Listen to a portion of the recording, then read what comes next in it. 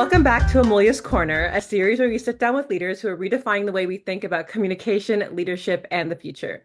Today, I'm thrilled to be joined by Scott McGee, Associate Director of Corporate Communications at Kyndryl. Before joining Kyndryl, Scott spent over 2 decades as a journalist and news anchor, earning 12 Emmy Awards along the way. Now he leads internal storytelling across one of the world's most diverse and global tech workforces. His journey from the newsroom to corporate communications is a powerful example of how storytelling can bridge industries, build trust, and inspire action. So, welcome, Scott. My first question for you is, Scott, you spent over 2 decades in journalism before transitioning into corporate communications. What inspired that shift, and what skills from your time as a journalist continue to guide you today? Well, that's such an important and kind of a big question, right? Like, because I graduated from college and went to work at my first TV job in Clarksburg, West Virginia, like this small little TV station, then a little bit bigger TV station in Illinois, and then I got my first sort of big city job in Phoenix.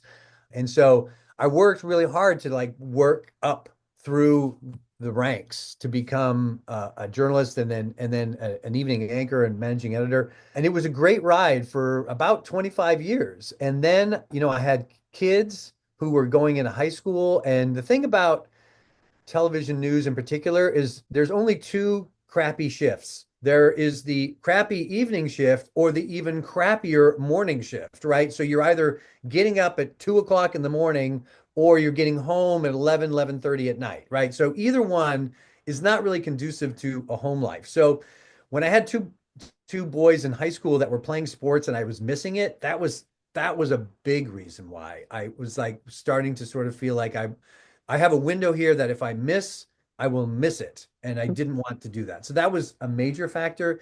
And then the business had changed. This was post-COVID. When you're a news anchor, frankly, you have a fairly larger slice of a pie, but the local news viewership is changing. It's shrinking. And so when you have a large slice of a shrinking pie, that can be a dangerous place to be. And so that was part of it as well. And then in the end, I had recently gone back and gotten my master's degree because I had felt like, there may be something, it may be time for a change, right? So in my 40s, I went back, got a master's degree in digital audience strategies. Basically, it's a master's of science, but it's a degree in social media. So we went into Google and Facebook and Instagram and all those and sort of learning audiences and analytics and all that stuff. So it was very helpful because it was related to what I was doing, but it was different. And so with that extra skill, I said, you know what, I think I might be ready for a new challenge. And in the end, I think when my friends, I've had a lot of friends who I came up with in news and they've all sort of moved on to other things. And in the end, it sort of came down to that new challenge too. I think I felt like I want to try something different. So it was sort of all of those things wrapped up into one that said, you know what, I want to try something different. That is so fascinating because I feel like I'm also at a pivoting point. So I'm about to graduate college and I feel like I'm about to enter an era of change and transformation. And You are, by the way, you feel it because you are. Yeah, please. And I'm like, I don't know what to do sometimes. I just feel like there's so many different directions I could take, but it's really reaffirming. And it's nice to hear that, you can basically do anything that you want. And I'm glad that you were able to use your background and pivot into something, that is unique to what you're doing right now. And that actually leads me to my next question. So at Kyndryl, you lead internal storytelling on a massive scale. How do you approach building trust and engagement across such a diverse and global workforce? Well, that's been the pleasant surprise about my change is that clearly going from news anchor to internal comms is a huge change, right? Right. But the core of the job is still the same. I Mm, bring in information from all over different sources from the company. I process it, right? I say, what do people need to know about this? How can we take this technical information that we're doing and make it accessible to all, right? Because we have some, Kyndryl is a tech company. We do a lot of high tech things. We do things, I have to admit, I don't fully understand, right? Like we have really smart computer people who are pounding away at a keyboard that I don't fully understand what they're doing. But I do make sure I understand how what they're doing affects people, right? That's the key. The key is not to always understand the minutia of what is being done. The key in communicating is understanding how does that thing affect other people. Here's my favorite little saying, WIFM. What's in it for me? What is the WIFM in what you're doing? So that is the thing that when you're a news anchor, you need to know what's the WIFM. What is the thing that's in it for the viewer all the time? Mhm. Now that I've moved to internal comms, that core is the same. It is what is in it for me as a reader slash viewer, as an employee of Kyndryl. What is it that you're telling me what's in it for me? So that's what you take from the job. I learned it very early on, and it's carried all the way through to now.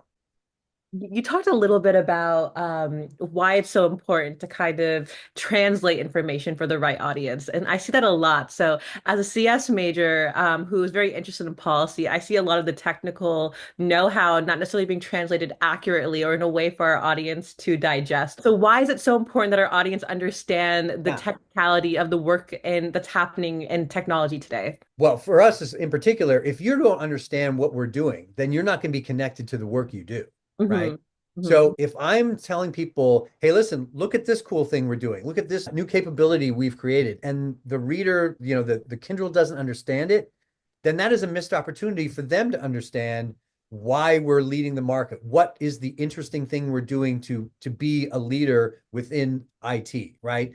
And if you want to have engaged employees, if you want to have people working at their best, they need to know A, that we're going somewhere, and B, that they're an important part of it. So those are the two things that you want to make sure that you connect with everyone. And then sort of getting back to the audience, you, you want to keep it as broad as you can, right? Because we're a company in 60 different countries. We are made up of men and women, young and old, all of the colors of the rainbow, all different experiences, but some experiences are universal. Like everybody, they worry about getting their kids to school on time. They worry about paying their rent. They worry about making sure that they know what they're doing in their job, right? So when you connect to those universal themes, you can then cross boundaries and borders and languages and cultures. Because that is one of the challenges of my job is, listen, I was born in Canada, but I mostly grew up in the United States. English is my first language. Because we're an American company, we use English and most employees use English, but most of our employees, English is a second language. Mhm. So I have to keep it real simple because only about 10% of our company, maybe a little more, but about that is either the US, Canada, or the UK, right? Where the English is their first language. It's mostly India is our big one, South America is another big one, and Europe, and then Asia. Mhm. So it's varying degrees of English that are spoken. And so you got to keep it simple. If you're going to use a theme, it's got to be like the Beatles or Star Wars or things that everyone knows because they're just ubiquitous. It sounds like your philosophy when it comes to crafting messages, it's not just about informing people, it's about like inspiring them through language. You've won 12 Emmy Awards, which is an incredible accomplishment. What's one lesson in your time in the newsroom that still influences how you communicate today? Well, what I learned is a spoonful of sugar makes the medicine go down. Right? That's what I learned. I might have learned it even before I was in news. That may have come from a Disney movie, a familiar one. But the reason that is my philosophy is when you're creating a piece of content, when you're trying to communicate with someone, you need Mhm. to have a spoonful of sugar to make the medicine go down. Okay. If your message is all sugar, right? If it's all sort of fluff and funny and interesting, that's great. But at the end of it, people will say, you just took 2, 3, 5 minutes of my time and I didn't get anything out of it, right? Mhm. If it's all medicine, people will spit it out. Like they'll get 5 seconds in and say, I hate this, this is gross, and then toss it aside. They'll turn the channel, right? They'll literally turn the channel. A spoonful of sugar makes the medicine go down is how you connect with people because it's the Trojan horse, right? It's finding the thing that makes something approachable, interesting, funny. I have another saying that goes with that. It's called embrace the weird, right? So when there's something that's odd or interesting in a story, don't ignore it, embrace it, make it the focal point. It's the thing that everybody notices, Mhm. right? Mhm. So if you ignore it, people are just going to wonder about it and you're going to miss that opportunity. Embracing the weird, embracing the thing that's different is the sugar that people go, oh, he gets the joke that I get. When someone understands that you're in on the joke with them, they open the door to learning, Mhm. right? He understands me. We get this joke. So now when I want to throw a little medicine down their throat, they accept it because we connect. That is the best way to communicate in my experience. Can I ask, has there ever been a time where this methodology has worked and you picked something weird out of the news or the information that you were reading to synthesize it and to spread it? One time we were doing a story about a kid. He was a first grader. He was like 6, 7 years old. And he was a special needs kid, mildly special needs kid that was in class with everybody else. But he had some trouble with his movement. So, and at that school, when you graduate second grade, you ran around the track, like the 400-meter track. So we just did this quick little story of this kid running, and there were like high school kids cheering behind him. And I was like, that's a story, right? Mhm. Like it was a 5-second little snippet of a kid running and like high schoolers cheering after him. And I was like, that's a story. It still kind of chokes me up right now. Mhm. So I went to the school, talked Mhm. to the kid, Mhm. talked to the teacher, talked to the parent, and it was this amazing story of this kid who just like inspired the whole school. So that story could have just been 5 seconds of a kid, hey, running around a track, but it turned out to be an award-winning story actually that we did because you could see that there was a story behind that. Right. I think it's really incredible that you were able to capture that with just like a snippet of a clip because, that takes a lot of, it just takes a lot of skill to see. And you know what? Maybe that goes to there's a story behind everything and we're not Right? looking close enough. And Yes. that means we just have to, be better about that and, really learn more about our environments and our people. And that's kind of what you're doing at Kyndryl, or is capturing all these stories and telling it in that sort of way. Yes. People don't realize too often they think great stories aren't really all that great, and not so great stories can be amazing, right? Mhm. A good journalist can make a peanut butter and jelly sandwich a lead story, right? Mhm. Because listen, there's drama. Do you peanut butter both sides of the bread or just one side? Is it just That's a one slice, side. right? See? So now there's controversy, right? Do you cut the crust off or do you not cut the crust off? Is it just a little bit of raspberry? Is it raspberry or strawberry or grape, right? You can find controversy and you could have fun with that. All of a sudden, a story about a peanut butter and jelly sandwich is actually interesting. Right. And speaking of controversy, we are seeing the rise of AI generated content, Mhm. especially when it comes to trust and credibility. What are your thoughts on AI generated content and what concerns you the most as a former journalist? I, I have so many concerns. I really, really do. COVID really frankly shook my belief in human beings a little bit. It was very disappointing to me that people, like we were talking earlier, that they would spread just misinformation Mm, just because I can't tell you how many times in my life where I would talk to a viewer or someone and it would say to me, "Well, I did my research." right. So Hmm. then I talked to them about that research. Well, what was the research really? Really, the research was I kept looking on the internet until I found the answer that I wanted. And then I said I did the research, right? So I don't want to get this COVID shot. So I'm going to keep looking until someone tells me what I want to hear, which is you don't need it. It's bad. It's dangerous. It's very concerning to me that AI is going to only turbocharge that with video that, the video already looks pretty good. Like, there's just going to be video. There are so many reasons why. Like you can put some poor girl's head on, a video of her doing something that she isn't doing that would just be devastating to her or him. There's just a million things that can happen. And the social media companies really have taken a hands-off, approach to trying to control it. It concerns me greatly, and I don't know what the answer is. I wish I had a better answer for you. And I'll tell you, it also concerns me. And I feel like, as somebody who's pretty tech savvy and also a digital native, sometimes there's this big misunderstanding that people in my generation, Gen Z, are supposed to be able to identify misinformation so quickly, like spot it when you're scrolling on socials.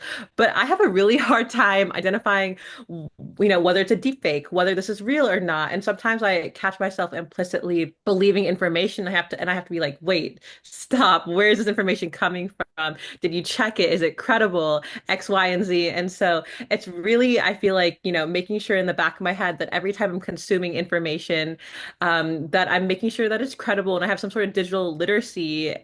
And so I'm holding myself accountable when it comes to things like this. So I completely understand. Listen, so I think most people are familiar with the Pope Francis and the Balenciaga jacket, right? That white jacket that he had Yeah, on. Now yep. that was a harmless, funny thing, but Mhm. that looked really real. You know what I mean? Mhm. Like it looked real. So it was, we all sort of laughed at that, but man, that it doesn't take much to make that turn, and then it's not funny anymore, you know? Right. It'll only grow from here. I feel like technology is only getting better. So I feel like as we, as educators and something that we're doing at Girl Security, as we, look at curriculum on what digital literacy and AI literacy looks like, I think it's all about informing and giving the next generation and giving even everyone the skills to look and think about media critically. Because I feel like maybe that is something that is we're often lacking as AI content rises and things like that. Can I just add one Yeah. thing? Mhm. So I just sort of said, I'm concerned for the future and blah, blah, blah, and I am. However, we are not powerless, Right. right? Mhm. So we as consumers have a responsibility to go to trusted sources. And I know it's sort of fun to say, traditional media, they suck. They don't know. But listen, the Washington Post, the New York Times, even the Wall Street Journal, there may be on the spectrum of whether it's left or right, whatever. But these are journalists, these are serious journalists doing real work. Mhm. And so if you see something that is suspicious, is strange, you do have a responsibility to go deeper and to check it out and not just accept it and not just quickly like forward it on your feed. You know what I mean? So that is the one thing. We all have a responsibility to take control and to look deeper than just, oh, there's something weird. I'll just pass it along because it can be dangerous and Mhm. it can be checked for the most part. Yeah. And I think that is great advice everyone should heed and something I will be doing more personally. Just because it's so easy to like go on Instagram and see all these news articles that things that people are posting that are often very controversial. And So wrong. Most and of the time, they're wrong, Mhm. right? They're screen grabs of something that somebody took that maybe of those, there's like 10 facts. Two of them are partially true. One of them is mostly true, and the rest are just total BS. But see, there's enough truth. What they're really doing is, again, it's confirmation bias. They're trying to get to the people who to just agree with what they already, Right. already Mhm. think. And listen, a democracy needs to be informed. And if they're misinformed, you have a disaster pending for a democracy. Absolutely. And that is such a great reminder. So before you post something, guys, make sure you check it and make sure it's credible. And please just don't post everything you see on social media. I see that a lot as well. Please. Yes, please. Can you share a moment, and which you kind of did a little bit earlier, but either from your journalism days or your time at Kyndryl, when a story reminded you just how powerful storytelling can be in driving real change? One story that really made a difference that I was proud of was when I worked in Phoenix. I was working with the Phoenix Police Department on underage prostitution.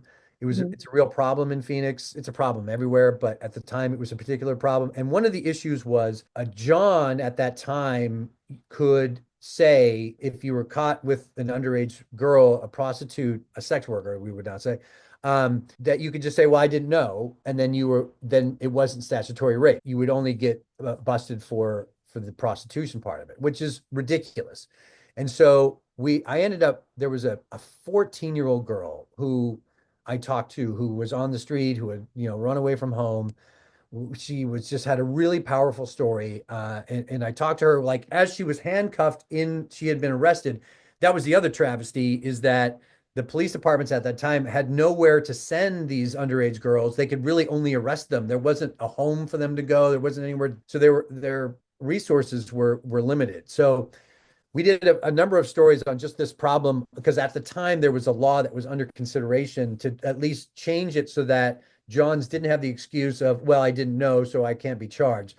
To say, Right. well, you have a responsibility to know. So that's not good enough. And after doing a couple stories, we ended up helping to change the law, which you would think you wouldn't need, like that should have been an easy law to change, but nothing's ever easy. And so having been a part of that, I certainly didn't change the law myself, but having contributed to that was very meaningful. That is incredible. Wow. I had no idea about any of this happening in Phoenix or the law being changed. And that is really, really inspiring to hear. That's awesome. It is nice when you do a job to help people and you actually get to help them. Yeah, no, and once again, that goes back to the whole how storytelling can have real world impact. And it's one of the tangible ways, I'm sure, in which, it must be so fruitful to see, your work contributing to such a positive impact in this community. It did. I have to admit, it felt really good. I'm glad. At Girl Security, we work with a lot of young leaders as they're trying to navigate a world of polarization, a lot of information overload, and a lot of emerging threats. What's some advice that you would offer them as they develop their own voice and media habits? So here's the thing. There's nothing new under the sun, right? So there's not a lot of brand new ideas out there. What you need to do is find out what's best for you, right? Your voice. And it's easy to say that. And I will tell you, it took me a few years, more than a few years, to sort of find my writing voice. When I was in high school, I was not a writer. I was much better at math. I really didn't like English class. It was not my favorite by any stretch of the imagination. And yet here, really, for the last 25 years, I've been a writer first and, a sort of a performer second, right? You got to write the stuff and then you perform. So it's funny how your job can take you to places you never thought you would go. So I would find the thing that speaks to you and use that. I think the thing that has helped make me effective at writing is I have probably more of an empathy bone than most guys. Most guys can be a little aloof, right? Not really in touch with their feelings. I think that I'm a little different in that way. So when I was a kid, I was like embarrassing. I'd get emotional about stuff. I've gotten a little emotional in our conversation today, right? And so most middle-aged guys don't do that, but that's who I am. Now I embrace it, right? And so I would say embrace who you are, and then steal liberally from other people, right? So Right. there were people that I worked with that I said, I like what he's doing. I like what she's doing. Not all of it, but there's this slice of this thing that they do, and I think I could incorporate that. That's Mhm. generally where our own styles come from, right? We have this core part of ourselves, and then we steal a few ideas from other people, bring that in, and then that becomes our style. Right. And you know what? I might just have to steal a few things from this conversation. I feel like I learned a lot about what it means to, there's a story behind everything, what it Right? means to share information. Don't forget, whiff them. What's in it for me? A Mhm. spoonful of sugar makes the medicine go down, and embrace the weird, right? That's Embrace the weird. I yeah. love the last one. Embrace the weird. I need to do more of that. Well, firstly, Scott, thank you so much for your time. And thank you so much for joining us today and sharing a little bit more about your journey from the newsroom to the boardroom. Your insights remind us that storytelling isn't just about speaking, it's about connecting, listening, and leading with purpose. So, to everyone tuning in, a big thank you to Scott. And this has been Amulya's Corner, where we just highlight voices shaping tomorrow's world. We'll see you next time. Thank you. Thank you, Scott. Thank you.